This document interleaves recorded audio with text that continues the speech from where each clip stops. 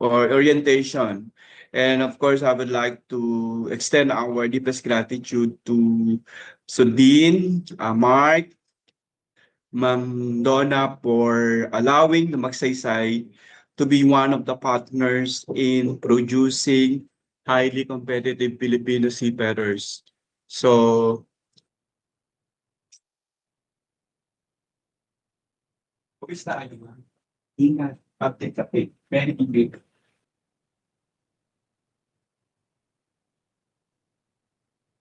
So helping your graduates, especially your school, to help the curriculum to meet the minimum requirements in the cruise industry.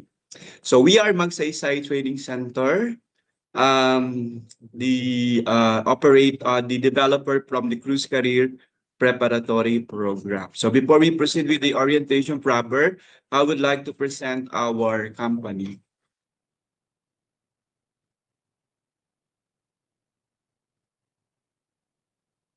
We are Magsaysay Training Center.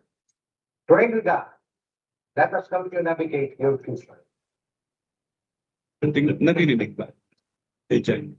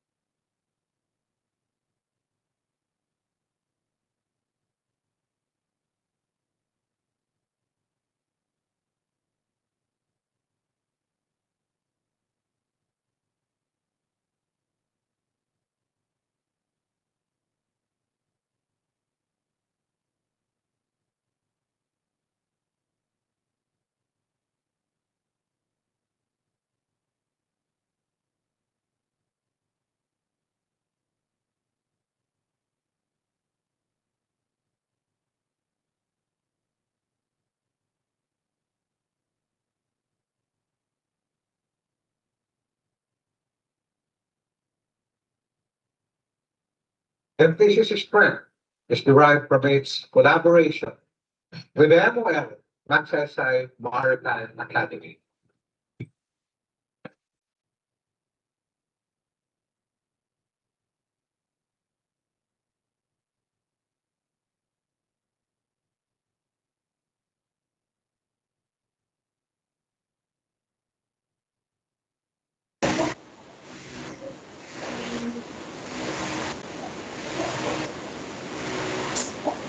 MPC is also in partnership with the Magsaysay Institute of Shipping.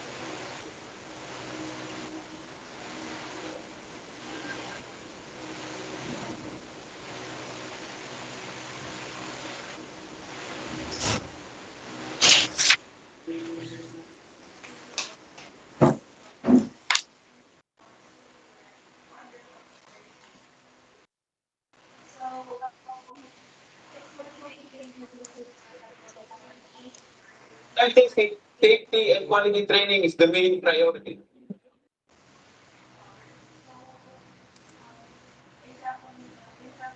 And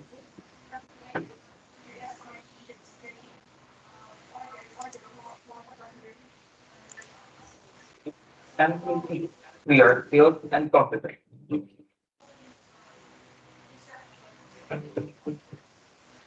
We are ready for the rapture.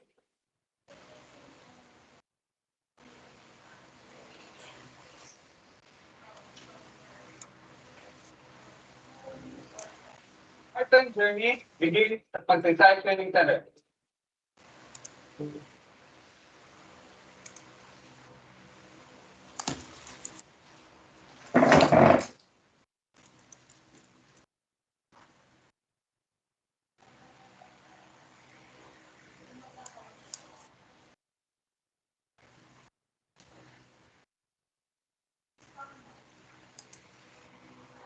So yan, good afternoon everyone. By the way, I'm Rafael Lobidoso po pala. And yun nga, as of the moment, meron lang urgency Sir Marvin pero babalik siya. So I'll be continuing the orientation for today. So yun nga, nakita naman natin the Magsaysay Training Center. That's part of our company. And we'll be sharing ito naman po. By the way, I'm a seafarer by profession. I used to work under Viking Cruises, Princess Cruise Line, and also the Star Cruises. And we want to share you some of the reasons why a lot of Filipino seafarers decided to work on a cruise ship. So yun nga, first one is of course travel the world for free. So one of the perks of being a seafarer, definitely we able to see different countries for free, or we're able to travel the world for free, on which some of the guests have to pay thousands of dollars para lang makita yung mga lugar or mapuntahan yung mga lugar na yun. Pero yun nga, sa amin on our side naman, of course, we just have to render our service or provide them service yun nga, in expense of traveling the world for free. Pero yun nga, sino ba naman ayaw na sino ba naman ayaw kapag for today, for example, nasa Barcelona, Spain kayo, then tomorrow, nasa Rome, Italy na. So those kind of benefits being a seafarer na we're able to travel the world for free. The next one is career opportunity or career growth.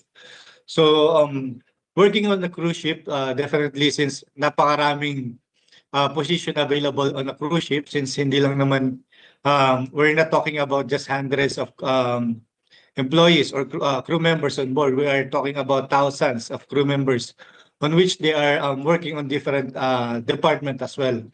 So with such wide or a lot of job opportunities for each one of us, definitely may opportunity talaga para sa atin. And yun nga, since ang contract kasi ng isang seafarer only lasts from 6 to 10 months, so with the with that kind of employment, definitely on your second or third contract, there's an instances na pwede na tayong ma-promote on a higher position. Basta gagalingan natin and ayusin natin yung trabaho natin, guys. Sorry, pwede pa-mute po pa-mute po ng mga mic natin. Ayan. So again, that's the second one, the career opportunity or career growth. Next one is to save or earn money. So one of the perks of being a seafarer, by the way, we are legally we are not paying any taxes, guys. So malaking bagay 'yon. If nakukuha namin ng buo yung sahod namin without worrying about the taxes, definitely malaking bagay 'yun, guys. So that's one way for us to save money aside do sa na-earn namin. So ang mga deduction lang namin, which is yung SSS, Pag-ibig, PhilHealth, those things on which minsan hindi mo nga maramdaman na may kinakaltas sa sahod mo. What else? Other ways to earn money working on board, definitely if you are providing an excellent service to your guest, you are doing an exceptional job, definitely what are you going to receive? You'll be receiving tips, yes, from the guests. So yun nga, yung ibang mga crew members natin, minsan hindi na nila napapansin yung sahod nila kasi nga sa tips pa lang, medyo na sila. I mean, malaki din yung nakuuwi nila in regards sa tips. Of course, hindi naman lahat not all the positions on board are receiving tips. However, since some of the companies, meron na silang kumbaga parang tips for everyone. Yung gratuity kung tawagin. So minsan kahit nasa back of the house ka, definitely you'll still be receiving part of it. So what else? Another way to earn money while working on board is that if you have, like, let's say, an exceptional talent in singing or dancing, definitely you could be part of the crew show. Crew show kung tawagin yun, guys. So it's like crew members have an opportunity to be part of the show na i-showcase sa mga guests, then they'll get paid for doing such. So what else? If you are good at upselling or suggestive selling, definitely you can also get commission while working on board. So those things are some of the things that you can do or for you to earn and save money while working on board. So next one is to make new international friends. So working on a cruise ship is napaka-diverse ng community ng mga crew members on board. Actually, we are a cruise ship is required to have at least 20 to 30 different nationalities of crew members for them to operate. So again, hindi lang puro Pilipino yung mga kasama nyo guys working on board, definitely. You'll get to meet different nationalities, different cultures, and different kind of people. Aside sa mga guests na iba't ibang nationalities din na nagko-cruise on board, yun nga, you're still able to get along with your fellow crew members. So again, make your international friends. So the last one is employee benefits. So one of the benefits that we have, being a seafarer, definitely if you are we are covered with some hazard or benefits while working on board during our contract, 6 to 10 months. And covered kami ng health insurance and other benefits while working on board. At the same time, kahit nakabakasyon kami, covered pa rin kami ng health insurance ng mga employer natin. So napakagandang benefits of working or being an employee, having the employee benefits of working on board. So again, those are the 5, some of the reasons why we tend to work on a cruise ship. Next one, we'll be showing you a video of kung gaano napakalalaki yung mga barkong lumalabas ngayon, guys.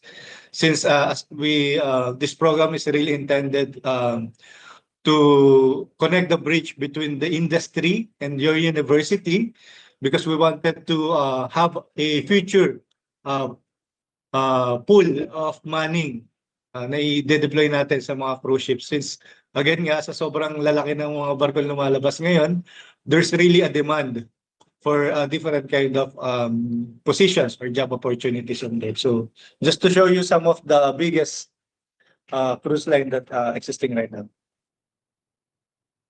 Know that 2025 will see the launch of a staggering number of new cruise ships? Get ready to be amazed by what's setting sail. The last cruise ship is mind-blowing. Enough talking, let us dive in. At number 5, we got Disney Treasure from Disney Cruise Line. Disney Treasure will be ready to sail in the summer of 2024 with 144,000 gross tonnage and a passenger capacity of 4,000. Inspired by the story of Aladdin, it will feature adventure-themed decor, a 3-story atrium, and new entertainment and dining options. It will also include visits to Disney's new Bahamian island, Lighthouse Point. The next one will surprise you. At number 4, we have Norwegian Aqua from Norwegian Cruise Line. With a gross tonnage of 156,000, Norwegian Aqua will have a passenger capacity of 3,500. It will set sail in April of 2025, the first in the Prima Plus class. This ship will have expanded outdoor spaces, the world's first hybrid water slide and roller coaster, and the largest haven complex in the fleet. The next one is so cool. At number 3, we have MSC World America from MSC Cruises. MSC World America will also start sailing in April of 2025. With a gross tonnage of 215,000, it can hold up to around 6,700 passengers. This LNG-powered ship will feature 13 dining venues, 20 bars and lounges, a family-focused outdoor area called the Harbor, and an 11th-story dry slide. It will sail from Port Miami, offering Caribbean itineraries. At number 2, we got Star Princess from Princess Cruises. With 175,000 gross tonnage and a passenger capacity of 4,300, Star Princess will be ready to sail in August of 2025. The largest Princess ship to date, it will include new spaces like the Dome, a multi-level piazza, and luxurious accommodations. Its inaugural season will feature Mediterranean cruises. The next cruise is much bigger than this one. At number 1, we got Star of the Seas from Royal Caribbean International. Star of the Seas will also set sail in August of 2025 with a passenger capacity of 7,600 and 250,000 of gross tonnage. The second in the Icon class, it will include 8 neighborhoods, the largest water park at sea, over 40 dining options, and advanced eco-friendly technologies. It will sail Caribbean itineraries from Port Canaveral. Subscribe to our channel for cruise tips and the latest news on cruise ships, and share your thoughts on which ship you're most excited about. Happy cruising! So yun, nakita naman natin kung gaano nakalalaki yung mga barkong lumalabas ngayon. So it's like a combination of 5-star hotel, theme park, and resorts. So ganun na kalalaki yung mga barkong lumalabas ngayon. Hindi lang natin masyado na-appreciate kasi wala tayong nakikitang barko. But yun nga, if we try to research, those are the newest and biggest cruise line na lumabas na for this year and lalabas pa. So here are some of the lists also from other companies na dagdag na barko na lalabas pa for this year. And so again, we want to reiterate that this program is for us to develop future seafarers. So just to show you some of the figures, these figures are for Magsaysay alone, guys. So para sa Magsaysay lang to. So from in the next 6 years, we are expecting to have at least 20,500 positions available just for Magsaysay alone. So isipin nyo guys, if you'll be taking this program this year, 2026, then after your graduation, magpa-incubate kayo, do the process. Let's say you'll be part of the 2027 expected crew members. So that's around 7,000. So ilan tayo dito? We're just around 16 here. So wala man 1%. So there's really a possibility na you'll be joining or be part of our be a crew member of Magsaysay Maritime Corporation in the next year as we go along with the process. So ayun guys, so just to show you the figures. What else? So just to show you with the agreement of our very own president together with the executive of Carnival Corporation, John Paget, in regards to visa requirements, we won't have any problem since most of the cruise ships are traveling on US waters. So, hindi na problem para sa atin yung pagkuha ng US visa. So, this is a video to show or for us to highlight more of the program. Tara na at mag-cruise ship tayo. Sa Cruise Career Preparatory Program o CCPP, handa ka maging world-class seafarer sa cruise line industry. Kung nalilito ka pa kung ano ang magiging career path mo pagkatapos ng graduation o nais mong magtrabaho sa cruise ship pero hindi alam kung paano magsimula, nandito ang CCPP para tulungan ka sa pamamagitan ng mentoring at monitoring ng iyong skills, values at character. Magiging handa ka para sa iyong dream career. Nakatuon ang CCPP sa talent development upang matugunan ang pangangailangan ng promising cruise line industry. Supervised ng Magsaysay Training Center at monitored ng Marina. Kaya tiyak na compliant sa government standards ang mga modules ng CCPP.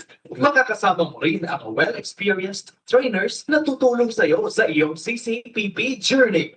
Ang CCPP ay magiging stepping stone mo para makapagtrabaho sa cruise ship. Alternative completion din ito ng practical requirements at mas maiintindihan mo rin ang recruitment process ng Magsaysay Maritime Corporation na leading manning agency sa Pilipinas. Nakataya rin kami sa mga sumusunod na schools. Kaya huwag ka na magdalawang isip pa. Handa na ba ang skills mo para sa iyong dream career sa cruise line industry? Join the Cruise Career Preparatory Program now. Trust the process. Ako na. So, yun. So, itutuloy na ni Sir Marvin yung further discussion natin. Thank you. Thank you, Sir Rafi, for that first part. So at least you already understand, guys, the opportunities waiting for you. That's why we created the program. So nakita nyo naman kung gaano nakalawak yung ating cruise industry. Kasi ako naniniwala kami na abang may dagat, may barko. And you can see naman yung mga dumarating na barko, we are talking about mega ships, right? Malalaking barko sila. So again, the program, which is the Cruise Career Preparatory Program, is a developmental program offered to all graduating students of Bachelor of Science in Hospitality and Tourism Management, Food Service, Culinary Kitchen Operation, and other related cruise hospitality courses. Those who are eager to advance their career on board a cruise ship. Meaning to say, if you don't have plan to work on a cruise ship, do not take this program. So, syempre, we understand that our profession, our future profession as hospitality and tourism practitioners, our field is quite generic. So, syempre, habang nag-OJT tayo, we are in the process of decision making kung ano bang career path ang kailangan nating apakan. Either sa land, air, or sea. So, if you decided to pursue your career at sea, the CCPP is a good match for your future plan to become a seafarer. That's why, ulitin po natin, we only take this one for those who really interested to join the cruise ship. Kasi kapag napilit lang kayo or just for the sake of your practicum, hindi nyo masyadong ma-appreciate the entire process. I believe we have parents here that we already attended. We will also acknowledge them for their support and their attendance for this today orientation po. So again, yung CCPP is accredited by the STCW Marina through the collaboration of Magsaysay Training Center. So meaning to say, lahat po ng trainings na kukunin nyo, it will be accredited by Marina. So pwede na tayong kumuha ng Seaman's Book as long we are done during our phase 1.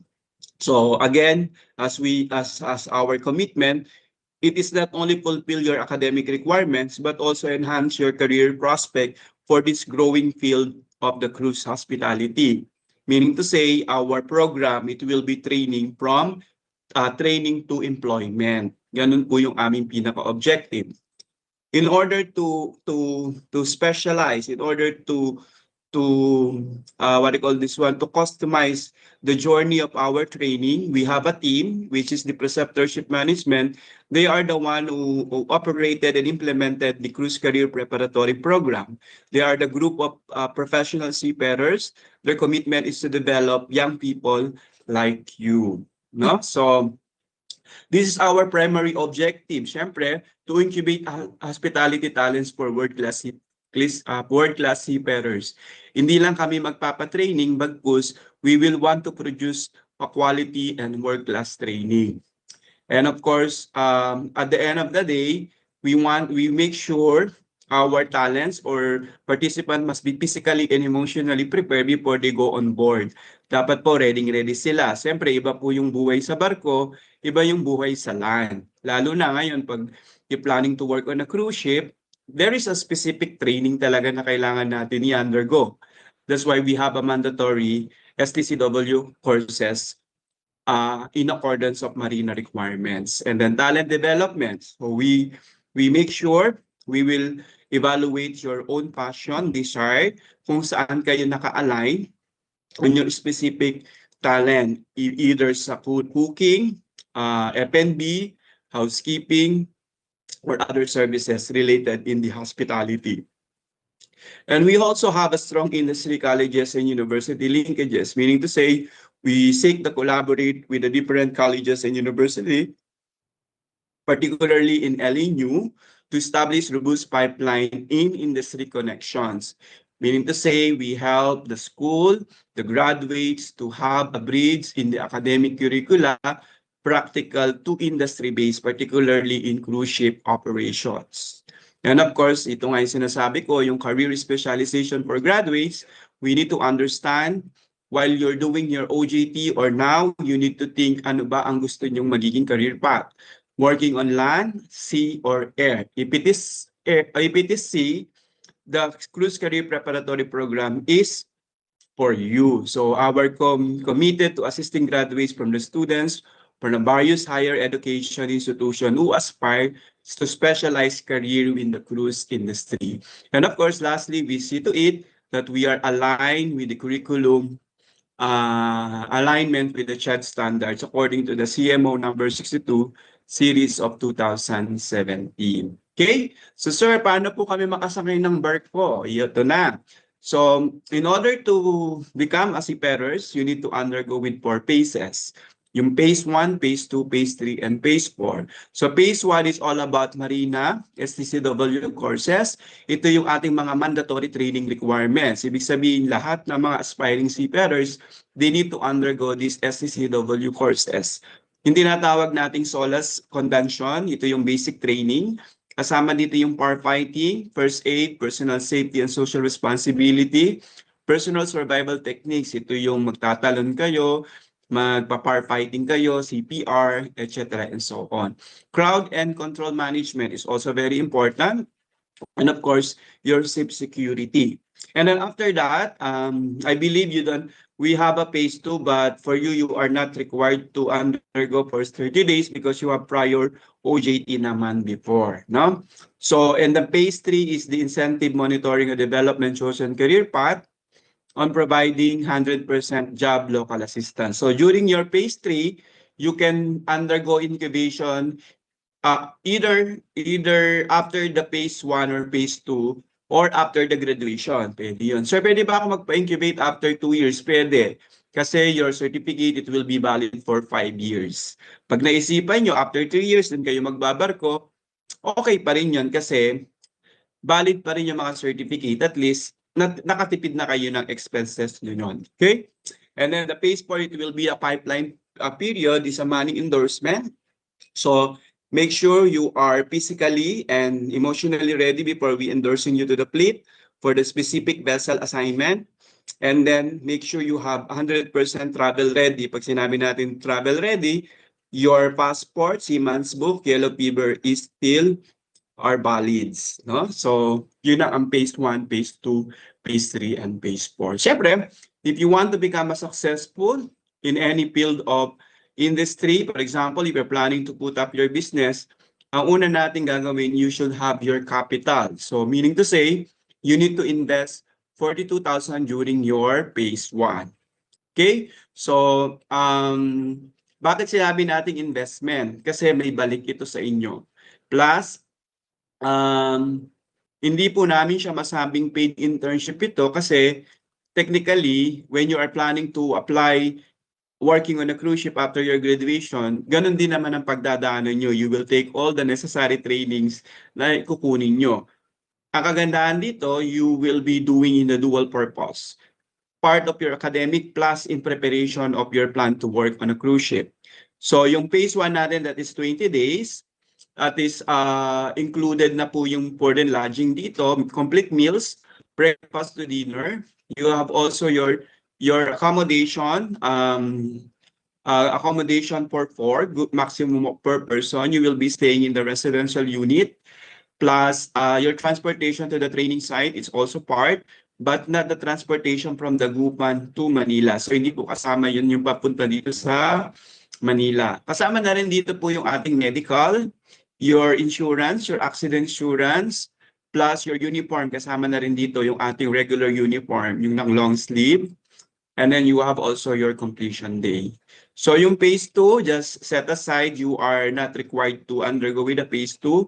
Diretso na tayo sa phase 3. So yung phase 3, ulitin po natin, you can proceed after the graduation or while waiting for your graduation, but make sure you have your valid passport. So wala po tayong babayarang program fee or any investment plan sa phase 3, bagkus you will be paying for your dormitory. So hindi po kayo pwede mag-dorm sa iba kasi we have a designated facilities na mag-undergo dyan. So, sure po ba kami makapasok ng work? Nasa inyo yan, galingan nyo yung interview. Basta't kami, ipoprovide namin yung lahat ng resources namin para makapasok kayo sa hotel and restaurant. So from 3 to 5 star hotel, casual and fine dining restaurant.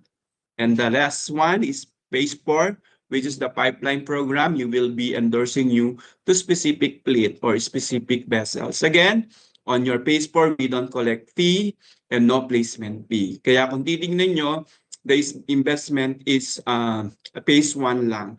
That is about 42,000. Okay? So this will be our flow. Today we are conducting the awareness seminar. After that, we will coordinate it to Ma'am Donna Ma'am Anna, sorry, Ma'am Anna, for preparing the final list. And then we have already GC. Then right after that, we will prepare you instruction how to start your deployment requirements. And then we will help you also to create your Marina account in order to generate your SRN or yung seafarer registration number. And then the payment, it will be also in a 2 terms. Pwede tayong 50%. And then the remaining 50% must be paid 1 week prior the end of your phase 1. And then we will also conducting a pre-departure orientation in order to understand the detailed rules, the expectation, and what will be the process during your arrival in Manila. And your medical examination is a physical examination, no test, no x-ray, no urine, only blood test per female due to the pregnancy test. So ulitin po natin, ang magkakaroon lang ng blood extraction yung mga babae for a medical examination. But please note guys, you need to be more honest about your medical. If ever you have severe scoliosis, severe asthma, just forget about muna yung program, magpagaling muna kasi baka ang ending, baka mas lalo kayong matatagalan kasi you cannot proceed if you are not fit for training. So, kaya napaka-importante din if ini-required kayo ng school for your medical, kailangan you need to see to it muna that you are physically fit before you proceeding to our program. Kasi talagang training talaga to. It requires a lot of activities, no? So this will be the flow. Yung phase 1 natin, that is for part of the academic compliance for practicum subject, required by the schools in accordance with the CMO number 62 series of 2017. And then you will be proceeding for the incubation period. Optional yun, depende kung right after the training or right after the graduation. And then the phase 4, it will be your pipeline program fleet endorsement. So we are very happy that these are now partner schools. Hopefully, makakasama na natin ang LNU to be part of our team. Okay? So, sa training nyo, makakasama nyo yung mga iba-ibang school niyan. Okay?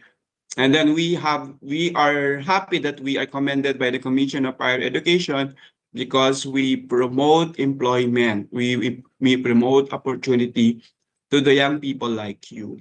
Okay? So during your incubation, this will be our partner agencies.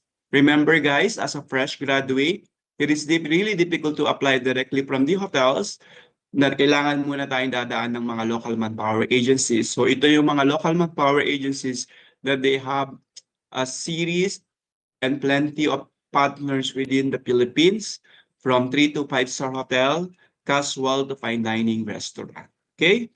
So during the incubation areas, you will be possible to be assigned in our 4 areas, which is in Clark, Manila, Makati, and Pasay. So marami tayo I think last year, they joined the program. And now some of them, they are working in Novotel Cubao. So nasa Manila team sila. Okay? And then, ito yung maganda kay Magsaysay, we are not only a training provider, we are also a manning company. So we man this different cruise company. This is most of a bigger ship. Sir, paano po sir pag in-endorse nyo kami sa Princess, bumagsak po kami? Nothing to worry kasi we can endorse you again to another fleet. Yun ang kagandahan, pag nakaprogram ka, you are well monitored. Okay lang bumagsak sa interview, sa exam, wag lang kayong babagsak sa medical. Okay? Kasi pwede namin kayong i-refer kahit anong saang fleet yan. So we are recognized by the manning company as a sourcing channels through Magsaysay Careers and the multinational ship management. So ang multinational ship management, they caters most of the river cruise and yachts. So this is located in Makati. So we are also recognized by the principal as a pooling management by Viking Ocean Cruises. And of course, iwas tayo sa scam and budol because we are supporting and promoting adapting the Magsaysay Career Principles sa Magsaysay Walang Lagay. So we don't collect placement fee or processing fee during your endorsement to a specific fleet. Okay? So this will be our share lang that as of now, we are all we have 391 incubated talents. Some of them, they are waiting their joining date. Some of them, they are endorsed already. So I hope if you join with the program, you will be continue until phase 3 para makasakay po tayo ng barko. Okay? So this will be our ABP that last year show how is their phase 1 all about. Para lang kayo magka-idea, we want to present their ABP from the different schools.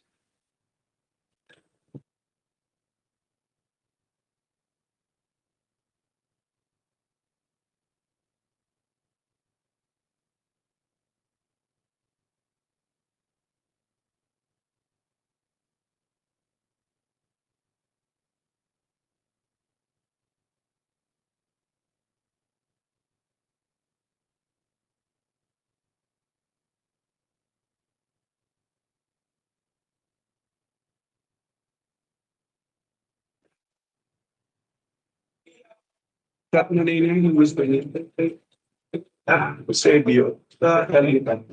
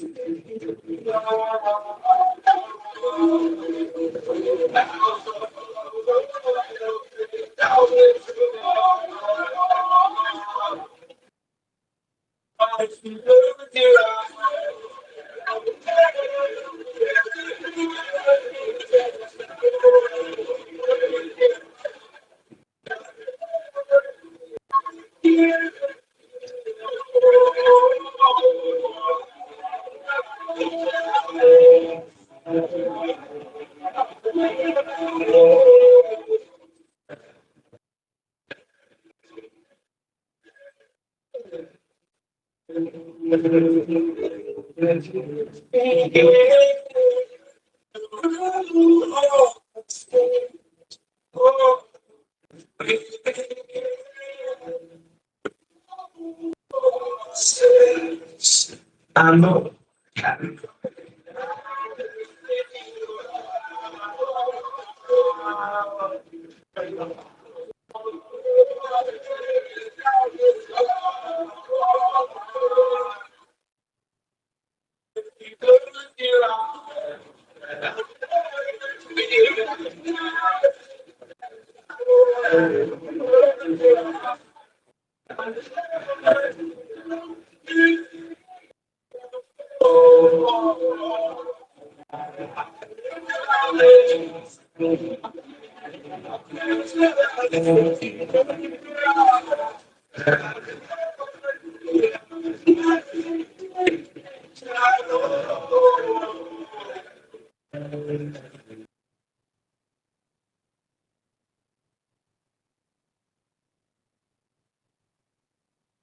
Renans, I'd like to reiterate, disclaimer lang po, the Cruise Career Preparatory Program, CCPP, is a developmental initiative, not a recruitment process. We do not engage in recruitment.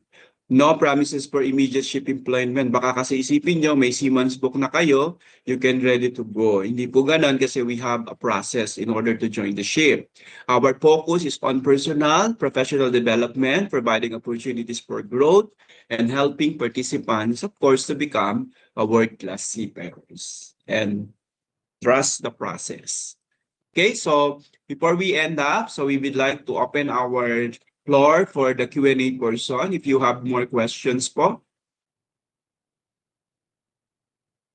Everyone, baka may tanong po sila. Ako po, sir. Meron po. Okay, go ahead. Si papa ko po kasi, dyan din po siya nagmamaning sa Magsaysay. Ah, talaga? Anong name niya? Opo. Jason Abalos po. Sa Princess po siya Ah. nakalagay ngayon. Sister Abalos. Apo. Ah, talaga? Sige, i-regards kita sa kanya. Tas Anak kanya tinapatanong ni, niya po, anak ni, oo, sige, pinapatanong niya. if may discount daw po since member daw po siya ng Magsaysay. Tanong ko sa kanya kung saan ko kukunin yung discount. Sige, i-check ko sa kanya kasi normally kasi dahil naka-fix kasi siya with the naka-maximize kasi dahil kumpleto kasi siya may food, may Apo. accommodation, everything. So we will check pero normally hindi kasi siya discounted but I will Apo. speak na lang with your dad. Pasyalan ko siya sa office niya. Sige po. Na, sige po. Thank you. Thank you po, thank you po. Welcome po. Ano pa po? Baka may tanong tayo dyan. Nandiyan ba si ma'am? Nag-attend ba si ma'am? We have parents also. Yes, si Claire Marjorie Abalos. Sir, May meron nagtanong. exact date po kung kailan po yun. Yun. So after this hour orientation, we will send you the updates. But the training commence on March 4. So but you need to be ready on March 2. Dapat March 2 nandito na kayo sa Manila in preparation of your medical. Kasi ang medical natin March 3. Kasi ayaw namin kayong mag-medical right after your biyahe. Kasi baka babagsak kayo sa medical nyo, especially your BP. So, March 2, dapat nasa Manila na kayo by 5 p.m. Check-in time yon. And then after that, March 3, medical. And then 4, start na ng ating day 1. So, doon na tayo magsisimula. Kaya right after this, with the approval of Ma'am Ana, we will check kung kung pwede na ako mag-announce sa GC. No? So, paki-note na lang yon. Kung pwede na kayo sa March 4, that will be our last batch for this academic year kasi. No? Magre-resume tayo ulit niyan bandang April or May na. Okay, copy po ba?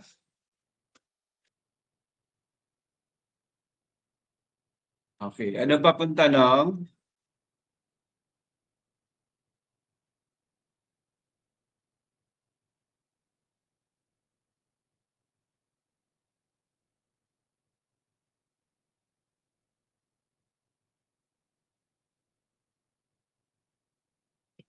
May tanong pa po tayo? Sa akin po, sir, wala po. Sabi ni ma'am, wait lang daw natin yung approval ni President sa MOA. Nandiyan ba si Ma'am Annabel? So I hope ma-approve na yung MOA nyo and then we Hi, can sir. proceed na. But, ay Ma'am Ana. Hi, sir. Good afternoon po. Apo.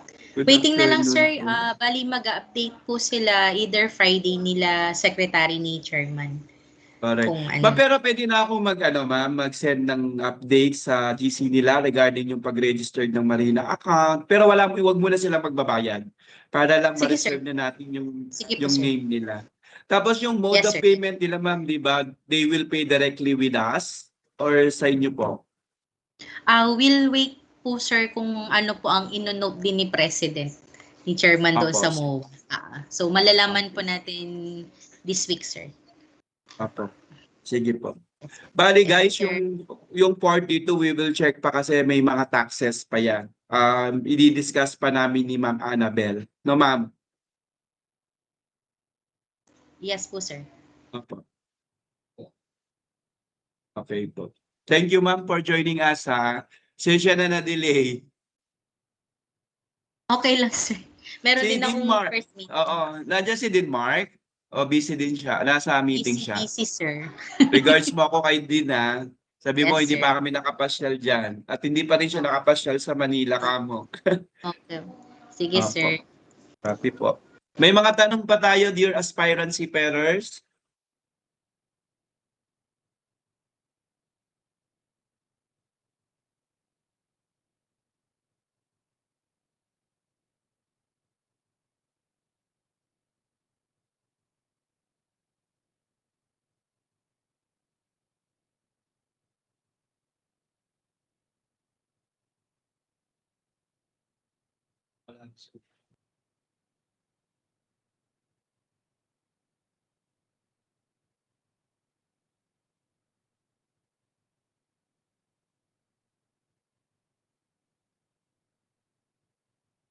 Ayun, may tanong pa tayo. Yes, Carl?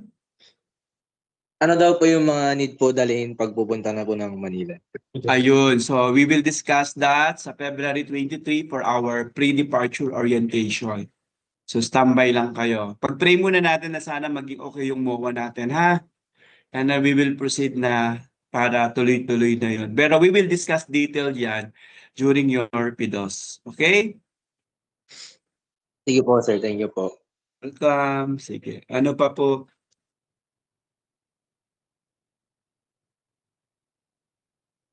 May mga parents po, baka may mga magtatanong na parents. We will open po the floor.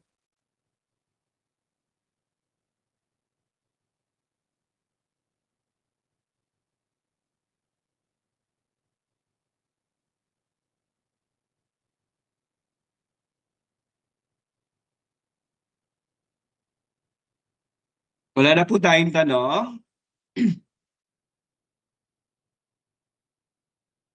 Kung wala na tayong tanong, last words, Sir Rafi.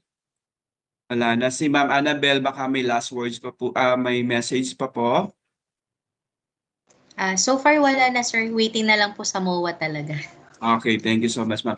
Anyway, thank you so much, ma'am, and of course, our dear aspirant students. So we'd like to remind again, wag niyong iti-take yung program just because of your friends, just because to shorten your OJT hours. You will take this program because you wanted to become a seafarer. Nagkakaintindihan po ba tayo doon? Yes, sir. Okay, good. So, Yes. meaning, wag nating iti-take yung program kung wala rin sa puso yung pagbabarko. Wala sa dagat ang puso. Okay? Kasi lang hindi nyo ma-appreciate at masasayang lang yung magagastos nyo. But if you take this one, na dahil gusto nyo talagang magbarko, win-win kayo. Bakit? Kasi you will doing dual purpose. Preparing in part of the requirements of your OJT plus in preparation of your career on board. Yun po yung pinakamaganda doon. Okay? So again and again, maraming salamat on behalf of Magsaysay Training Center and Preceptorship Management. So we are looking forward to see you on board soon. And kita-kita po tayo hopefully by next end of the first week of the month. Okay? Maraming salamat po. Thank you. Thank you po, sir. Thank you, Sir Rafi. Thank you.